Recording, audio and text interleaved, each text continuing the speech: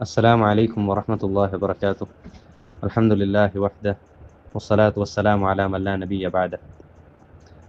ഇമാം ഇബ്നുൽ ഖയ്യിം റഹിമഹുല്ലാ അയലു അൽവാബിലു സയ്യിബ് ചെല്ലു കിതാബിൽ ചെല്ലു സദഉൽ ഖൽബി ബി അംറൈൻ. ഞങ്ങളെ കൽബുക്ക് റെസ്റ്റ് പിടിക്കരുത്, ഞങ്ങളെ കൽബുക്ക് മണ്ണ് പിടിക്കരുത്. അത് രണ്ട് വിഷയ കൊണ്ട് തൈത്തിക്കർ അൽ ഗഫ്ലതി വദ്ദംബ്.